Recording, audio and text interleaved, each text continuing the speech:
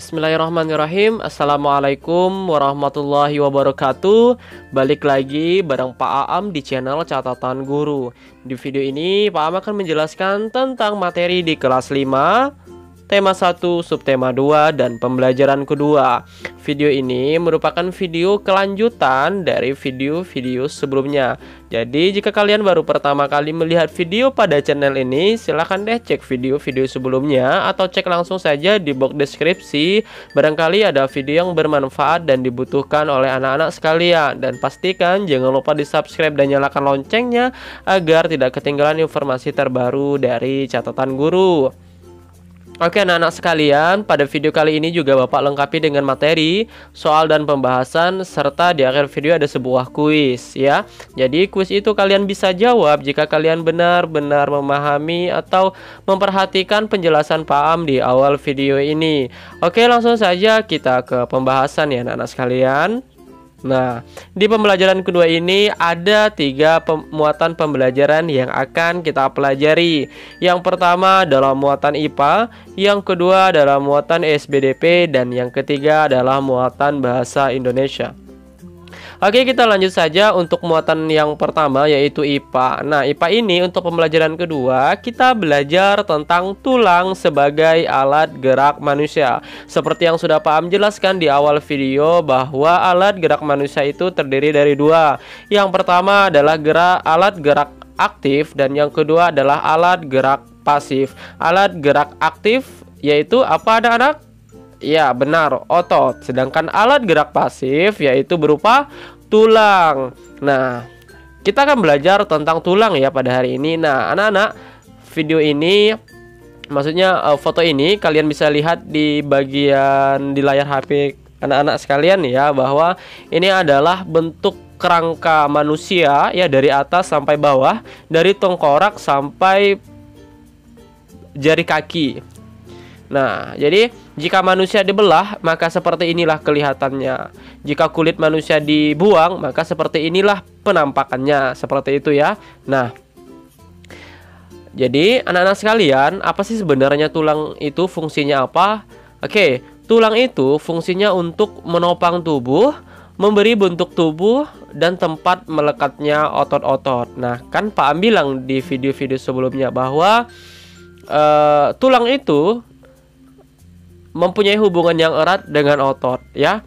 Tulang tidak bisa bergerak jika tidak ada otot. Begitu juga otot tidak dapat menggerakkan tulang jika tidak ada tempat melekatnya otot tersebut. Jadi antara tulang dan otot itu memiliki hubungan erat dan harus bekerja sama. Nah, ini kalian nanti baca, ada juga di buku tematik ya, tema 1 ya. Nah, kita akan belajar yang pertama adalah tulang itu anak-anak sekalian dibedakan menjadi 2. Yang pertama adalah tulang pipi dan yang kedua adalah tulang pipa. Nah, Pak Aam, apa itu tulang pipi? Jadi anak-anak sekalian, tulang pipi itu adalah tulang yang bentuknya lebar dan pipih ya, pipih. Tahu kan pipih kan? Nah, coba contohnya tulang pipi itu adalah tulang telapak tangan kalian. Nah, pipih kan bentuknya, kemudian tulang rusuk kalian. Nah, tulang rusuk itu bentuknya pipih ya, kayak ada pipih. Jadi kalau kue bulat kemudian kita tekan, nah itu akan berbentuk pipih, seperti itulah dia ya. Nah, kemudian tulang pipa. Paham apa itu tulang pipa? Tulang pipa itu adalah tulang yang bentuknya lonjong seperti pipa. Pernah kan lihat pipa air? Nah, seperti itulah tulang pipa. Nah, contohnya tulang pipa itu apa? Yang pertama adalah tulang paha kalian, kemudian juga tulang lengan kalian. Nah, itu adalah contoh dari tulang pipa. Seperti itu ya anak-anak sekalian. Nah, di gambar juga sudah dijelaskan ya apa saja nama tulang yang ada pada lengan manusia, kemudian juga tulang pada kaki manusia. Nah, ini nggak perlu Pak Aam jelaskan secara detail, kalian lihat saja, kalian baca dan kalian pahami. Oke, anak-anak sekalian. Nah, selanjutnya adalah tulang juga dibedakan berdasarkan zat penyusunnya. Yang pertama adalah tulang rawan, yang kedua adalah tulang keras. Apa bedanya Pak Aam? Oke, tulang rawan itu adalah tulang yang kalau kita pegang itu nggak keras. Seperti itu aja bedanya. Kalau tulang keras, kalau kita pegang itu ya keras kayak gitu. Nah, contoh tulang rawan adalah tulang telinga kalian. Nah, coba kalian pegang telinga kalian, apakah keras? Tidak, bukan? Iya, tapi ada tulang di dalamnya ya. Kemudian kalau tulang tengkorak, yaitu contohnya, maksudnya tulang keras, contohnya tulang tengkorak. Nah, tulang tengkorak itu letaknya ada di kepala kalian. Nah, yang melindungi otak itu. Nah, keras bukan? Oke, maka dari itu tulang tengkorak itu disebut tulang keras. Tulang telinga, nah pegang telinga kalian tuh disebut tulang rawan karena bentuknya yang maksudnya tidak keras seperti itu. Kalau kita pegang bisa dibentuk-bentuk gitu ya. Paham ya anak-anak sekalian ya? Oke, kita lanjut ke muatan SBDP. Nah, pada pembelajaran kedua ini kita akan membahas tentang gambar cerita pada cover. Oke, ini adalah salah satu cover buku Pak Am ya. Ini adalah buku pertama Pak Am. Kemudian kalian lihat bahwa tampilan buku, kalau kalian buat buku atau kalian beli buku ya, itu ada covernya. Nah, covernya itu adalah sampul yang paling depan ya anak-anak, itu yang disebut dengan cover. Nah, jadi untuk cover atau sampul buku itu merupakan gambaran dari keseluruhan isi buku. Nah, jadi kalau kalian lihat cover buku, maka kalian tahu nih arah bukunya bercerita tentang apa, seperti itu. Nah, contohnya di buku Pak Am ini judulnya kalian lihat ya, itu adalah mahasiswa multi talent, kuliah oke, organisasi usaha sip. Nah, kalian lihat gambar ini, maka kalian bisa menebak isinya itu tentang apa, seperti itu. Kira-kira tentang apa? Iya, benar, tentang mahasiswa atau tentang dunia perkuliahan. Nah, seperti itu ya. Sudah paham ya? Jadi cover itu dapat menggambarkan secara keseluruhan dari satu buku, seperti itu. Nah, ini adalah contoh ya, kalau buku itu yang di sini adalah depannya, kemudian sebelahnya itu adalah belakangnya. Ini depan, ini belakang ya. Ini adalah buku kedua Pak Am yang sudah terbit juga. Nah, oke. Ini adalah cover buku harus memenuhi unsur-unsur berikut. Jadi cover buku itu nggak dibuat asal-asalan. Jadi harus berdasarkan unsur-unsur. Ada beberapa unsur yang harus masuk dalam cover buku. Yang pertama adalah jenis huruf pada judul harus menarik. Nah, jenis hurufnya itu kalau kalian tahu ya, banyak jenis sekali huruf pada buku ya. Jadi harus menarik, semenarik mungkin agar pembacanya juga tertarik seperti itu untuk membelinya atau untuk membacanya.